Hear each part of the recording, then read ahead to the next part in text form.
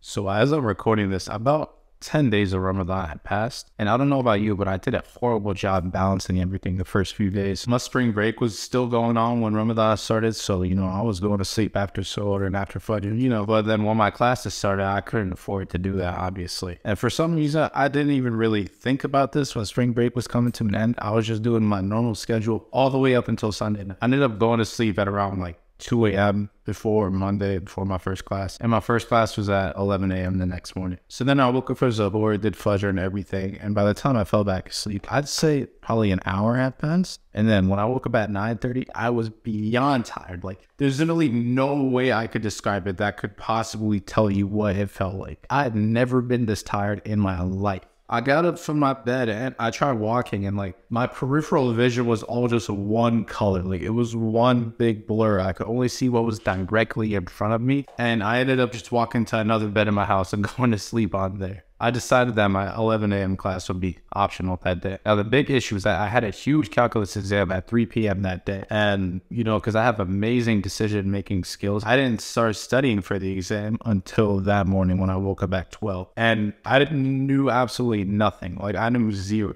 So I studied as much as I could. I was stressed and heavy. And then I walk into class and written on the board is, exam 2 is tomorrow. I was definitely very happy about it, but I was also kind of mad about it because I was like, bro, all that stress, all that studying, all for nothing. And that entire week, the first day of classes throughout Ramadan, I only went to a full day of class one day. This may not be the case for you, but when I don't have like school or assignments or just anything that someone will keep me accountable for, I can't do anything, even the things that I keep myself accountable for. During spring break, all of it, I did nothing. And then that first week, I did nothing as well. You can even check my upload history. I haven't uploaded in like 2 weeks. So the best way I found to get everything done and maximize your time for like Quran, dhikr, something Ramadan is to structure your time. Let me show it to you this way. So let's say you want to put rocks and sand into this mug right here. If you want everything to fit properly, you need to put in the biggest items first, i.e. the rocks.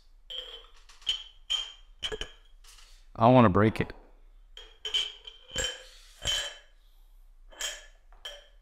All right.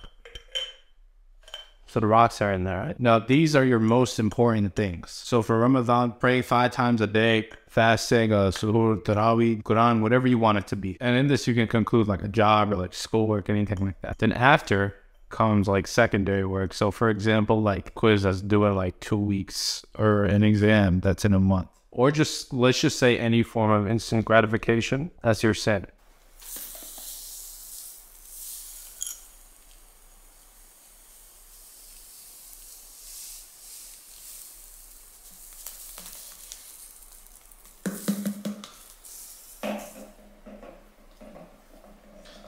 Now look at that.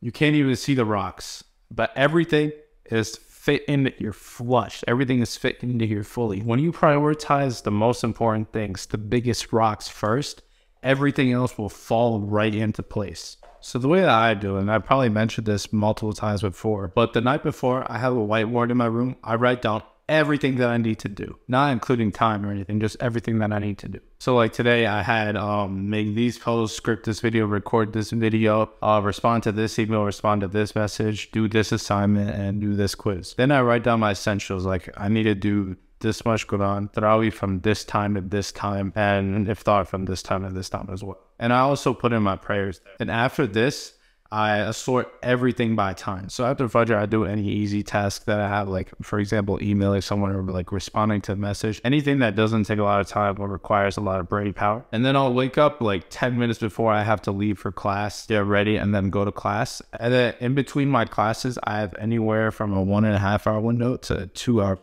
And that is where I do all of my assignments and quizzes, as well as outreach for business and stuff, and scripting videos if I have time for that. And then after my class that ends at 4, I'll go to the mosque and, do Zuhoor and Asr. After that, I'll do some Quran for a while and then do any extra work that I need to do, and then do any work that I need to do for my clients and script videos. Now, in between Maghrib and when I have to leave for Tarawih, I have about a 40-minute time window. And this is where I'll like record my videos. I'm in that 40-minute time window right now. Now, going back to this, I put everything around number 1, Deen, and then number 2, classes. You fit everything around that, and everything will fit just fine into here. You don't even know that there's rocks in here because everything fits in just fine. And any free time that you have, just use it for some beneficial knowledge, especially during the month of Ramadan. Now, I don't do the schedule consistently. I've only done it for a few days so far in Ramadan, if I'm being honest with you. And it doesn't always work out, but I have my most productive days, and the best outcome is when I structure my days the night before and around the most important things that I need to do. Make sure you apply what you've learned in this video, and I'll see you in the next one.